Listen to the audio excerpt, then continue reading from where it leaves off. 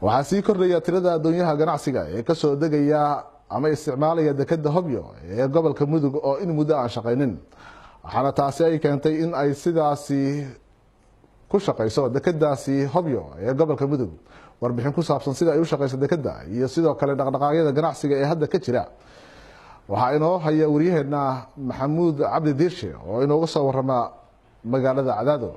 magaalada Hobyo ee gobolka Mudug ayaa muddo dheer kadib waxaa ka bilowday dhaqdhaqaaq ganacsi kadib markii toddobaadkan ay dekada macmalka ay Hobyo ku soo xirteen laba doomood oo shaxnado kala duwan wada kuwaas oo u raran ganacsatada Soomaaliyeed. doomahan oo wada raashinka noocyadiisa kala duwan, baabuur, qalabka dhismaha, shidaal iyo agab kale ayaa ka kala yimid Mombasa, Kenya iyo Istaga Imaaraadka Carabta. waxaana maamulka Galmudug uu canshuur la'aan ka dhigay dhammaanba waxyaabaha ka soo degaya dekada si hawlaheeda loo dhiirigeliyo. Cabdiraxmaan Cadaawo Maalin waxa uu gudoomiye u yahay guddi ka kooban 25 xubnood oo bilihii ugu dambeeyay ka shaqaynayay hawlgelinta dekada Hobyo.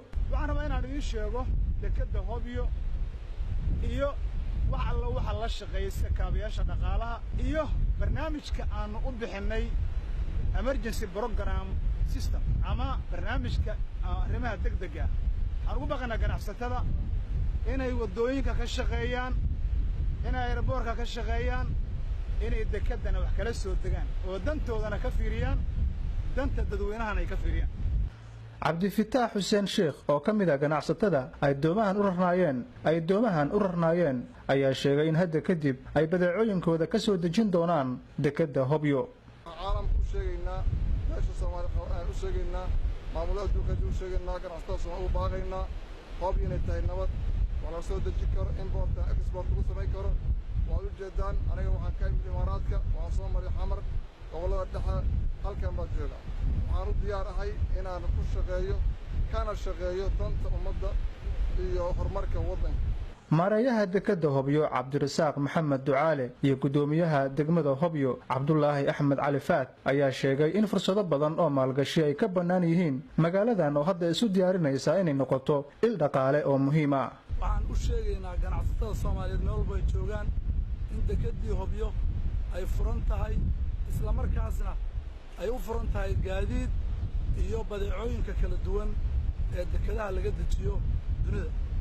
haddaba ganacsatada waxaan leenahay hadda kadib yaan lagu marmarsiyon dekada Hobyo ma furna, dekadu way furan tahay, amnigeedu waa 100% xagga canshuurta waa canshuur dhaaf. celinaya guddiga howlgelinta dekada amaad u celinaya ganacsatada sharafta leh ee haybadda iyo sida karaamada leh ugu hiiliyo Hobyo ee maanta suurtageliyey in ay ka soo degaan gaadiid isugu jira kuwa yaryar iyo kuwa waaweynba magaalada Hobyo oo ah markii ugu horreysay taariikhda in gaadiid ka soo dego dekada. boqolaal xoogsata ayaa hadda subax walba u shaqo tagaya dekada macmalka ah ee Hobyo si ay u dejiyaan doomaha hadda taagan. Maxamuud Cabdi Diirshe, warbaahinta qaranka Cadaado.